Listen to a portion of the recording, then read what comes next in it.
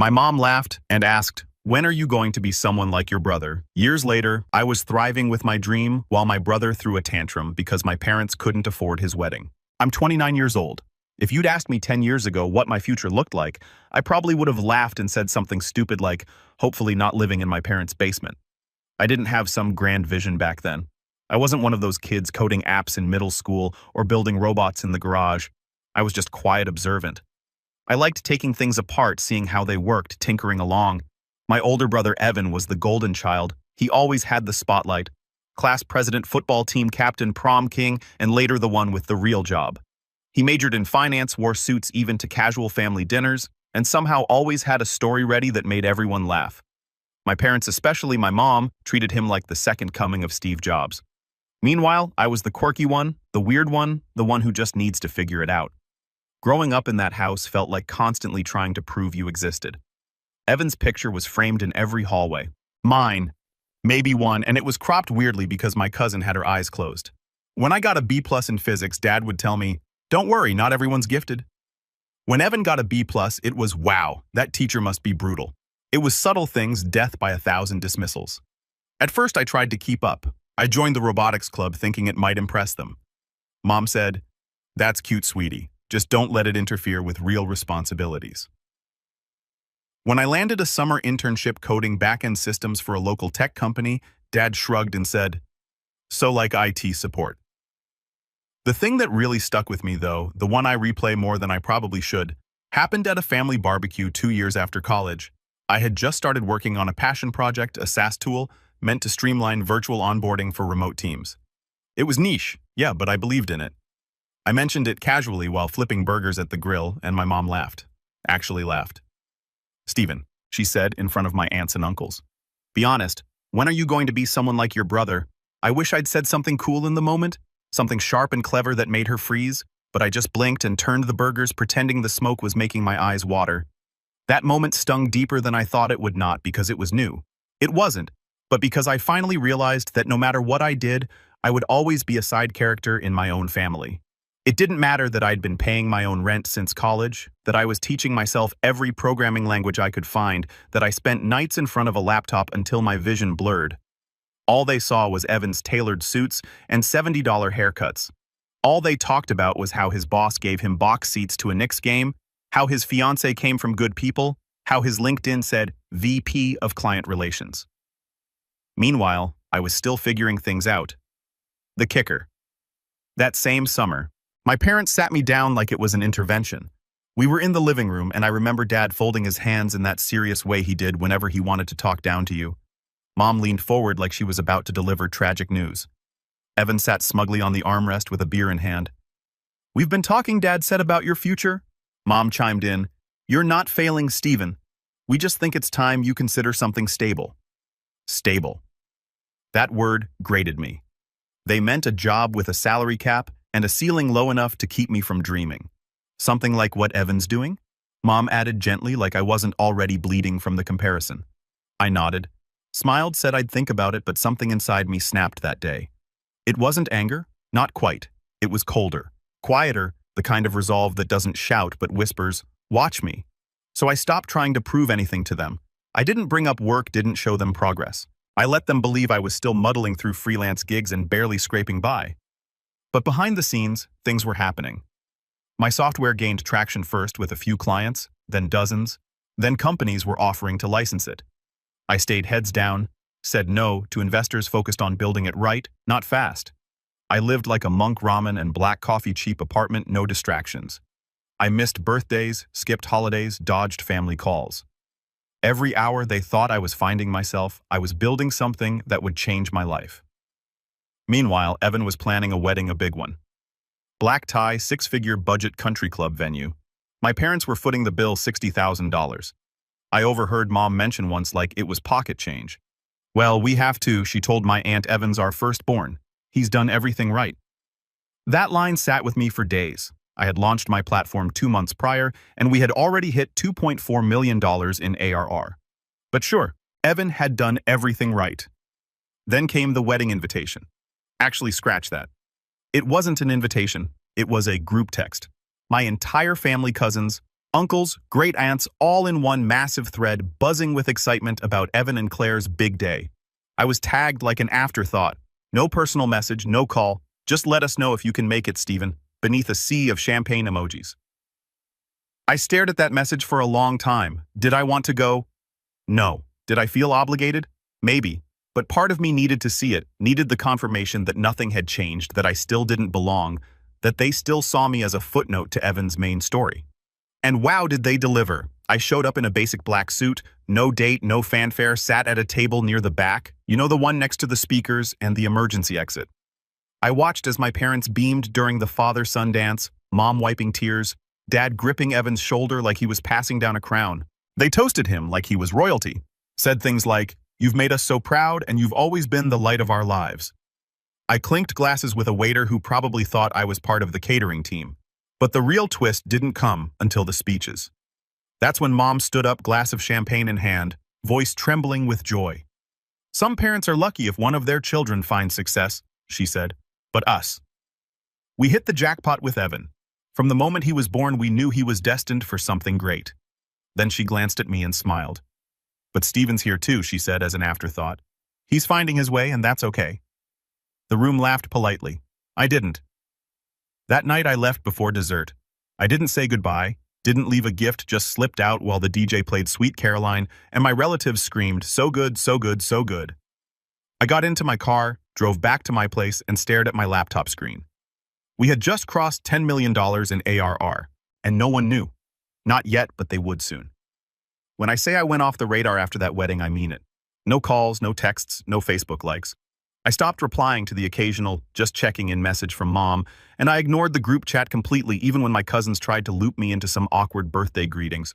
I told myself I was too busy, and I was. But the truth was, I didn't trust myself not to explode if I had to hear one more patronizing comment about how Evan's always been the leader, or "Stephen, you've got your own path, sweetie." I didn't want a path. I had a damn highway, and they were too busy polishing Evan's driveway to notice. But silence wasn't enough because even when I went quiet, they didn't. It started small. Mom left a voicemail asking if I could help Evan with some technical stuff. She said it like I was the family IT guy. I think her exact words were, "You know, the computer things. He's having trouble syncing some files on that cloud thing." I didn't respond, so Evan emailed me. Yo, it said, "No, hey, no, how are you? Just yo. Claire's laptop is stuck on some update screen. Can you look at it? No, please, no offer to pay, just the assumption that I was available and obligated to fix things." I blocked his email. The next time I saw them was at Thanksgiving 7 months after the wedding. I hadn't planned to go. I really hadn't. But part of me, the foolish, still wounded part, thought maybe things would feel different now that I was older, wealthier, and more in control of my life than I'd ever been. I didn't go to show off. I just wanted to be seen for once.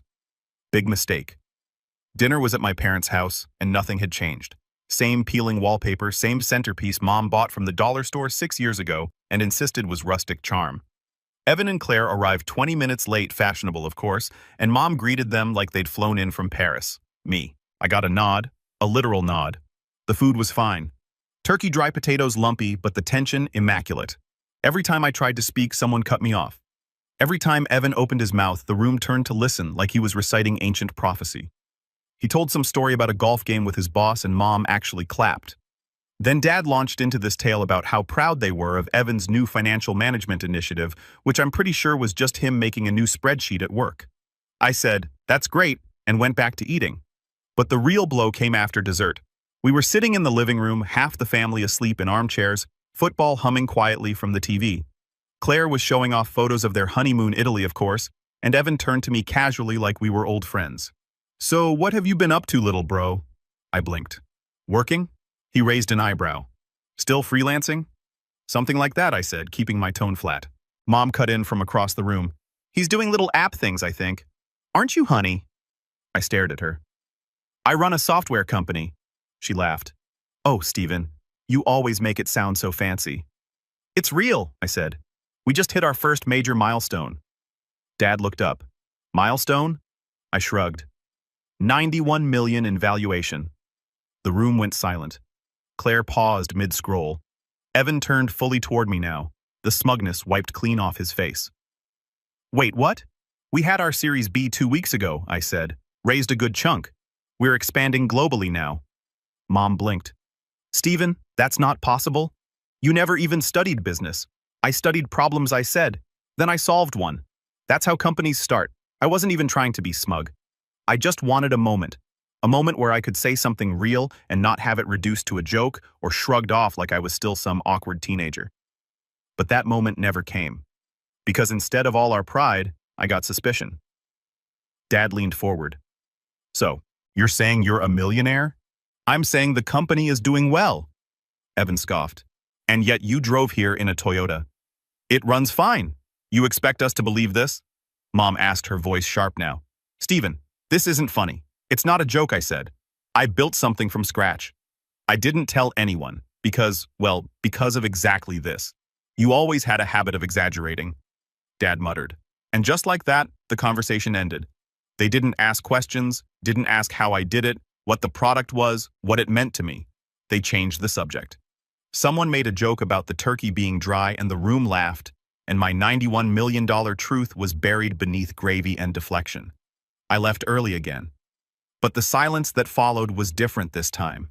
It wasn't peaceful, it was strategic. Because the next time I heard from Evan, he wasn't asking for tech help. He was asking for money. It was a text, no greeting, just, yo, you got like 10,000 I can borrow. Claire and I are looking at a house. I didn't reply. He sent another the next day. You there? Just alone. Parents said you're doing well now. That made me freeze. They told him. I hadn't realized how fast the news would spread. I thought the awkward Thanksgiving would just fade like all the others. But apparently, once they accepted it was real, or at least possible, they decided it was theirs to share. I wasn't a son to be proud of. I was a resource. Mom called 2 days later. Stephen's sweetheart, she said in that tone that always meant she wanted something. Evan told us about the little chat at Thanksgiving.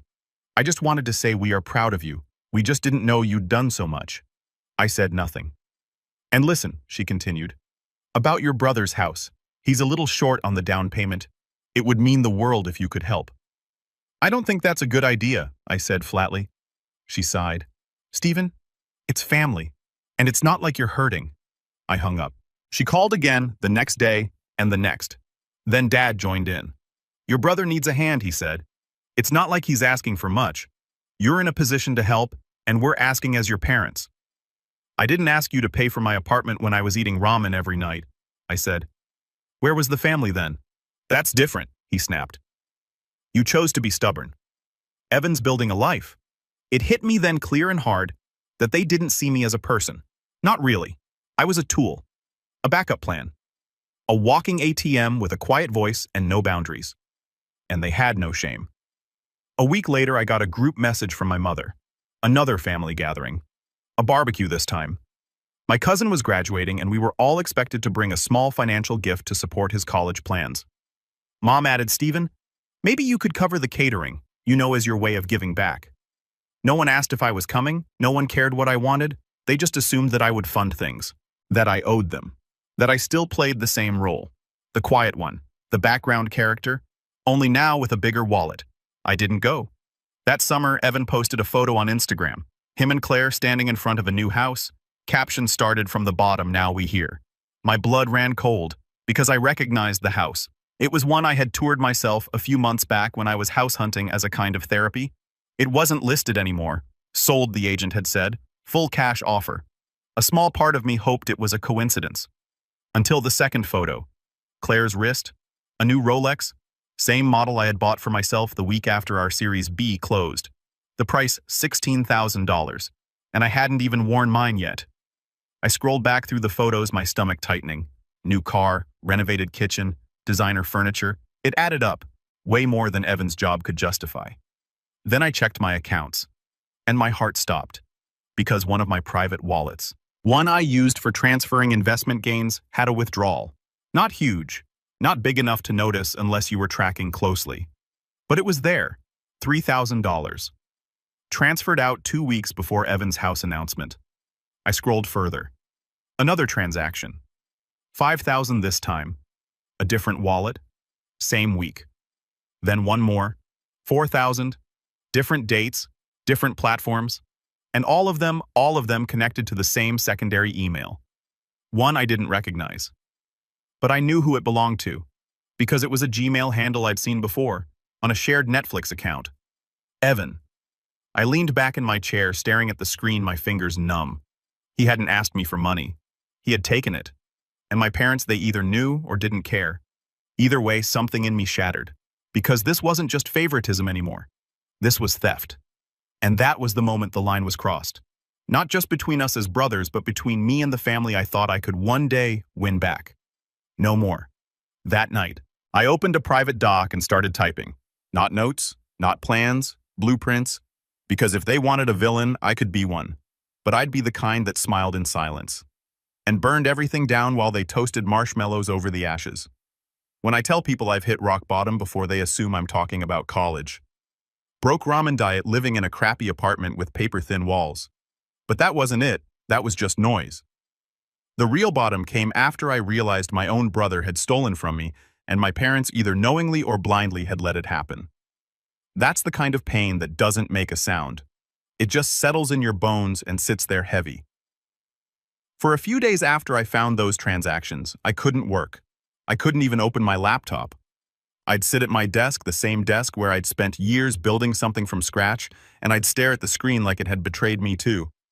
I kept rereading the transfer logs, checking my security settings, trying to piece together exactly how Evan had gotten access. He didn't have the passwords, but he must have had something. A saved login from an old family device maybe. Or maybe he'd watched me, once remembered an email, got curious, got lucky. However he did it, it wasn't just the money. It was the presumption that he could take from me and I wouldn't notice, that he deserved it more than I did. And worse, that no one would take my side if I confronted him. I tested that theory. I called my parents' voice flat and measured. I think Evan's been in my accounts, I said. I found several transfers. They're traceable. It links back to an old email he used. Silence. Then Dad. Are you sure you didn't just make those transfers and forget? I almost laughed. You think I misplaced $12,000? Mom jumped in. Maybe it was a business expense. You've said before you use lots of apps and tools. Maybe one billed you. I triple-check everything, and even if I didn't, it wouldn't link to Evan's email. More silence. Finally, Mom sighed. Stephen, honey. Evan wouldn't do that. He's not a thief. I was quiet for a long time. And if he did what then? She didn't answer. She didn't have an answer. And that was the confirmation I needed. They didn't just fail to believe me, they refused to. Because if they admitted Evan had done something wrong, it would shatter the entire narrative they'd built. Golden child, family man, responsible firstborn, and they couldn't afford that. Not even for me. So I hung up. And for the first time in my life, I realized I had no family. Not really. Not in the way that mattered. I remember lying in bed that night, staring at the ceiling, thinking, what's the point of building an empire if the people you love think you're disposable? That question haunted me. For weeks, I moved on autopilot. I took meetings, nodded at investor pitches, signed off on design changes. But I wasn't there. I stopped going to the gym, stopped cooking, let my place get messy. I even let my beard grow out, which might not sound like much, but if you knew how obsessively I shaved every morning before work, you'd understand what that meant. It wasn't depression exactly, it was emptiness. Because I hadn't built that company just to make money. I'd built it because I thought it would finally make me enough. Enough to earn their respect. Enough to be seen. But now that I had it, the numbers, the headlines, the growth, all it had done was make me a bigger target. A golden ATM with no withdrawal limit. At one point, I even thought about selling. Taking the money, disappearing, changing my name, buying some quiet cabin in Oregon and going full ghost mode. But then something weird happened. I went to a coffee shop. That's it. Just a normal day. I needed air, needed something to pull me out of the fog. I brought my laptop, told myself I'd answer a few emails, maybe reorganize our internal dashboard. The shop was noisy. Some college kid was doing a Zoom call too loudly in the corner, and a toddler was melting down over a muffin. But somewhere in the chaos, I heard someone say my name. Not Steven, but my company name. Yeah, my team just on board with Oxen. That platform is wild, saved us like 12 hours of setup time. Their UI is so smooth, it makes Google Docs look like Notepad. I turned. It was a guy in his late 20s, business casual, talking to what looked like a client. I didn't know him. He didn't know me. But he was talking about my product like it was the most normal thing in the world. I just sat there and listened. And for the first time in weeks, I felt something shift. I wasn't just a ghost behind a screen. I'd made something that mattered. Something real. something useful. This guy didn't care that my parents thought I was the family screw-up. He didn't care that Evan had stolen from me.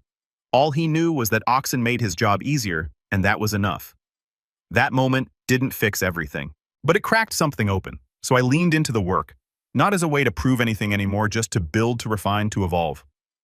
We just rolled out a new AI-based onboarding assistant, and the beta feedback was glowing. I dove into the next iteration, obsessing over every detail. I pulled long nights not out of burnout, but out of flow. I reconnected with my co-founder Mira, who I'd been unintentionally ghosting during my spiral. She didn't pry, didn't ask why I'd gone dark. She just sent me a dot gif of Gandalf returning to Helm's Deep and said, "You good now?" I smiled. Getting there. We hired 3 new engineers, brought on a consultant to prep for our Series C. I started taking interviews again, podcasts, tech blogs, even a segment on a startup YouTube channel with over 1 million subscribers. For the first time, I let my face be associated with the product. No more hiding. And something wild happened. People started messaging me. Old college friends, former coworkers, even a few distant cousins who had never bothered to speak to me at family reunions. They weren't asking for money. They were saying things like, "Dude, I had no idea that was you," or "I've been using Oxen for months. It's brilliant." I let those messages in, let them replace the ones I'd been obsessing over. I started working out again. Nothing crazy, just light runs, home workouts. I got a haircut, cleaned my apartment, cooked a real meal. One night I even invited Mira and a few team members over for dinner. We drank cheap wine, made terrible jokes, and stayed up talking until 2 a.m. And in that moment, I realized something. This was my family now. The people who saw me, who respected me, who didn't need to compare me to anyone else to know my worth. Still, there was a bruise under it all, a quiet ache that never fully left. I hadn't forgotten what Evan did or what my parents didn't do. And even though I was rebuilding, even though I was stronger now, part of me still wanted something. Not revenge, not exactly just truth. I wanted the truth out in the open, not buried under holiday greetings and fake smiles. I wanted them to know that I knew, that I saw them clearly now, that their version of reality, where Evan was the hero and I was the broken one, was over. And that's when I started planning. Not a petty scheme, not a dramatic takedown, something quiet, something undeniable, something that would force them to sit with the truth for once. It started with a visit to a lawyer. I didn't tell anyone, not Mira, not my team, just me and a notebook filled with transfer logs, screenshots, and old emails. I walked into that office with a folder under my arm and a storm in my chest. The lawyer, a sharp woman named Talia, took one look at my notes and said, "You've got a case." "I don't want to press charges," I said. She raised an eyebrow. "Then what do you want?" "I want proof. I want a record. I want something they can't spin. Something they see every time they try to lie about it." She nodded slowly. "We can do that." It wasn't about money. I'd already recouped the stolen amount tenfold in stock value that month alone. This was about narrative, about removing the mask. Talia helped me draft a letter, not a cease and desist, not a demand for repayment, just a formal acknowledgement, one that laid out the facts, named names, and stated that the matter was documented, that it wouldn't be pursued legally for now. We mailed it to Evan's address, certified signature required. 3 days later, I got the delivery confirmation. And 10 minutes after that, my phone started ringing. Mom, Dad, Claire, then Evan. I didn't answer any of them. Instead, I poured myself a drink, sat by the window, and watched the city lights blink. They knew. Finally, they knew. And it was only the beginning. When I was younger, I used to fantasize about revenge in the dumbest ways, getting a big promotion just to throw it in their faces, showing up to Thanksgiving in a Lamborghini. You know, movie moments, flashy, loud. But after the letter, after the calls, I ignored, and the silence that followed, I didn't feel the urge to be loud anymore. I didn't want them to grovel. I wanted them to understand. To look around one day and realize everything had shifted, and they'd been too busy polishing Evan's shoes to notice the floor falling out beneath them. But to do that, I had to be methodical, strategic, precise. And I had to play the long game. The first step, control the narrative. Not publicly, not through some dramatic social media post. No, I didn't need the world to know what happened, just them. And more importantly, I needed them to feel powerless to stop it. Which meant I needed to get closer before I pulled away. I started with Evan. After weeks of ignoring his texts and calls, most of which, to be fair, had dropped off after the letter, I finally replied to one message. "Let's talk." That's it. No emojis, no context. He answered in seconds. "Dude, yes. When and where I suggested a bar downtown. Not too fancy, but upscale enough that he'd feel comfortable wearing his new Rolex, the one he bought with my money. I arrived 5 minutes early and got a booth in the back. He showed up late, of course, like he always did. Still had that confident walk, the same smug half-smile. But there was a tension in his shoulders I hadn't seen before. He was trying to look relaxed, but I could see the panic bleeding through his shirt collar. He slid into the booth, glanced around, and gave me a forced grin. "Man, yeah, been a while, huh?" I nodded. "It has." Silence. He leaned in, lowered his voice. "Look about the letter.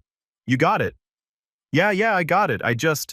He rubbed his hands together like he was washing guilt off them. "I didn't mean to steal anything, bro, seriously. I thought it was an old account. I just needed a little cash and saw it still had money in it. I didn't think it'd matter." "You didn't think stealing would matter? I didn't know it was stealing at the time. I swear, He looked away, swallowed. I was desperate. "For what?" "A Rolex and a down payment." He flinched. "Claire was pressuring me. We were trying to get a place before the market jumped again, and Mom said you were doing well, so I figured—" He stopped. He figured that I'd be fine with it, that I wouldn't notice, that I wouldn't matter. "I didn't come here for an apology," I said. He looked confused. "Then why are we here to give you a choice?" That got his attention. He straightened up. "A choice?" "Yeah. You repay me with interest quietly, no drama, no excuses over time, or I escalate." His lips parted, but I raised a hand. "And before you try to bluff, I have everything. Logs, emails, IP addresses, timestamps, and a lawyer who's very good at making noise." He stared at me for a long moment. I could see the gears turning. I knew Evan well enough to know he wasn't truly sorry, just cornered. Finally, he exhaled. "Okay, fine. I'll do it." I nodded. "Good." But he added quickly, "Don't tell Mom and Dad." "All right. They'll freak. It'll tear the family apart." I laughed. Not loudly, just a small, bitter chuckle. "I'm not the one who tore it apart, Evan." I left him with the repayment plan in writing a document my lawyer had already prepped. Monthly transfers, reasonable amounts, just enough to sting. He signed without reading it carefully, typical. But that was just step one. Because now that I had him where I wanted him, cooperating, silent and nervous, I could move to step two, rewriting the legacy. For years, every family event had been about Evan. His career, his wedding, his life. I had been background noise. And if I wanted to change that dynamic, not just for revenge, but for closure, I needed to become undeniable in their world, on their turf. So, I started small. I sent my parents a gift. It was a framed newspaper article from a local business journal. Nothing flashy. Just a clean layout. A photo of me, face finally public, and a headline. "The quiet tech founder changing how teams work globally." Below that, an editor's note. Oxen Software, founded by Stephen L., just hit a valuation of $91 million after closing its Series B funding round, positioning it as one of the fastest-growing startups in the onboarding automation space. I didn't include a note, just the article. A week later, my mom texted me, "Got your gift. Didn't know you were in the news." "That's impressive. Impressive." From her, that was a whole monologue. Then a few days later came the next surprise, a dinner invitation. Not a group thing, just me, Mom, and Dad. We'd love to catch up, just the three of us. I accepted, and I planned everything. I showed up 15 minutes early, reserved the table, chose the restaurant. A quiet Italian place in the city, tasteful, expensive, but not flashy. The kind of place that says, "I belong here," without screaming it. I wore a simple tailored suit, no watch. No jewelry, just confidence. When they arrived, they were clearly flustered. I don't think they'd expected me to look so composed. Mom hugged me awkwardly. Dad offered a handshake. We sat. They made small talk about weather, traffic, a cousin's baby. Then came the question, "So your company?" Dad said, clearing his throat. "Tell us more." "We didn't realize it was doing so well." I smiled politely. "It's been a good few years, a lot of hard work." "I just wish you told us sooner," Mom added. "We felt left out." I paused. "I didn't think you were interested." She blinked. "Of course we were." I tilted my head. "Mom, last Thanksgiving you said I was finding my way after I told you about the business." She looked down at her menu. "I'm not trying to make you feel bad," I said. "I'm just being honest. For a long time it felt like you only saw what Evan did right and what I did wrong." Dad shifted uncomfortably. "That's not true." "It is," I said calmly. "But I'm not here to argue. I just want you to know that I'm doing well. I'm happy, and I'm not the same kid who needed your approval." That landed hard. They didn't argue, they just sat with it. And for once the silence wasn't dismissive. It was thoughtful. I didn't mention Evan didn't bring up the money. I wanted that to stay separate. This dinner wasn't about guilt. It was about establishing new boundaries, new rules. After that night, I started attending family events again. Not everyone, but just enough to be visible to remind them that I wasn't hiding anymore. And when people asked what I was doing these days, I told them without shrinking, without apologizing. And slowly, I began to shift from Evan's brother to the one who built that software company. It helped that Oxen was everywhere now, startups, HR blocks, even a sponsored segment on a national podcast. My name was out there, my face, my story, and it wasn't long before my parents started bragging about me. The same people who once scoffed when I said I was coding now boasted to their neighbors that I led a global team. They didn't fully understand what I did, but they knew it mattered, knew it was big. But that wasn't the end goal. That was just groundwork. Because now that the narrative had shifted, it was time for step 3, the reveal. Not to the world, to them. I waited for the perfect opportunity, and as fate would have it, it arrived, gift-wrapped. My cousin Danielle was getting married. Big event, fancy venue, full family guest list. The kind of thing where everyone showed up dressed like it was the Oscars, and everyone talked about everything except the couple. I knew Evan would be there, I knew Claire would too, and I knew they'd be smiling. But behind that smile, panic. Because he still hadn't finished paying me back, not even close. And every month when that transfer hit my account, he was reminded that I had him on a leash. But this time, I was ready to take it further. I was going to say something. Not publicly, not with a microphone, just carefully, strategically enough to make everyone stop and think enough to finally pull the mask off. But what I didn't know, what no one knew, was that someone else was watching too. Someone who had their own score to settle, and they were about to hand me the perfect weapon. The wedding was held at a vineyard about 40 minutes outside the city, the kind of place with white linen tents, a candlelit aisle, and an open bar that didn't skimp on quality. Everything screamed tastefully expensive. And of course, Evan showed up in full peacock mode, tailored navy tux, his hairstyle to perfection. Claire on his arm wearing a designer gown that probably cost more than most people's rent. He spotted me before I even stepped onto the gravel path leading to the ceremony space. "Steven," he said, voice dripping with fake warmth, arms open like we were long-lost siblings in a Hallmark movie. "Didn't think I'd see you here." I smiled and gave him a polite nod. Family event. Wouldn't miss it. Behind the mask, I saw the flicker of nervousness. He hadn't seen me since our little bar meeting. He'd missed 2 repayment installments in the past 3 months. No explanation, no warning. I didn't remind him. I didn't have to. He was already sweating. Inside the reception hall, things unfolded the way they always did.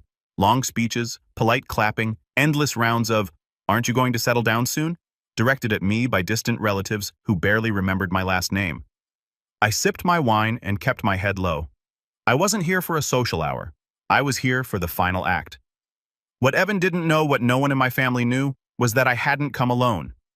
Across the room, at a table near the floral arch, sat a woman in her late 30s, calm, composed, and perfectly out of place among the chiffon and pearls. Her name was Lydia. She was a forensic accountant, a very good one. I'd hired her 6 weeks earlier. After Evan missed his second repayment, I decided to dig deeper. Not just into him, but into the web he'd woven. If someone like Evan had no shame in stealing from me directly, what else had he been getting into? What else had he convinced others to look the other way? On the answer, plenty. See, Evan had been managing the family trust, a modest fund left by my grandfather to cover things like education, emergencies, and long-term care for extended relatives. The money wasn't massive, but it was important. It helped my aunt during cancer treatment. It paid for my cousin's grad school. It was sacred. And Evan, he'd been draining it. Small transfers, reimbursements for expenses with no receipts, fake invoices. Lydia traced every dollar. Over $78,000 gone, all routed to accounts linked to Evan's name or Claire's. And the best part, he had no idea anyone was looking. I waited until after the cake cutting, after the champagne toasts, after the dance floor had started to fill with relatives, awkwardly swaying to 2000s pop songs. That was when I made my move.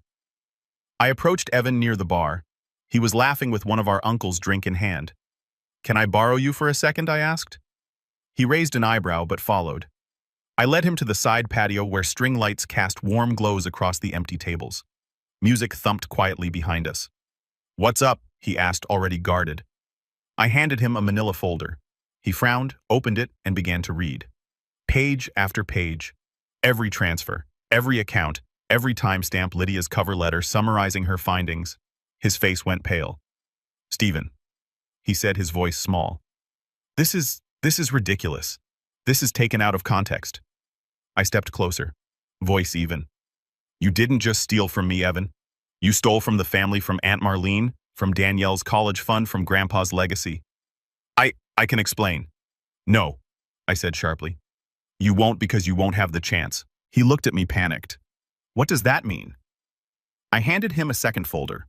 Inside was a prepared statement of resignation from his position managing the trust, a formal letter admitting financial misconduct. Not legally binding, but emotionally devastating. The kind of thing that would end any goodwill he had left with the family. He shook his head, trembling. "You wouldn't." I tilted mine. "I already have." His eyes widened. And that's when I stepped aside and gestured to the door behind me. It opened. Lydia stepped out, but she wasn't alone. Behind her was Aunt Marlene, Danielle's mom, and my cousin Jonah, the one Evan had mocked years ago for choosing teaching over finance. They'd seen it all. He staggered back, face red, words failing. "No," he muttered. "No, you don't understand. It wasn't like that. You don't get to explain." Marlene said, voice cold. "You get to listen." And listen he did. We didn't yell. We didn't insult him. We laid out the facts, calm, surgical. Then Lydia handed him the final document, a restitution agreement. Every cent he took from the trust, he'd pay it back or face legal action. Evan's knees buckled slightly as he sat down on the edge of a planter. He knew he was finished. I walked away after that, didn't need to stick around for the fallout, but I heard it was dramatic. Claire left the wedding early in tears, apparently. Rumors spread like wildfire. By the next morning, half the family knew. And by the end of the week, Evan had been removed from every family group chat, blocked on 3 social media platforms, and quietly disinvited from my parents' anniversary party. As for my parents that came next, they called me several times. I ignored the first few. Then I answered. It was my mom. "Stephen," she said, her voice raw. "What happened at the wedding? Is it true, all of it?" Silence. "Then why didn't you tell us?" "You never listened," I said. "Why would I keep trying?" I heard her crying. I didn't enjoy it. I didn't hate her, but I didn't comfort her either, because it wasn't my job anymore.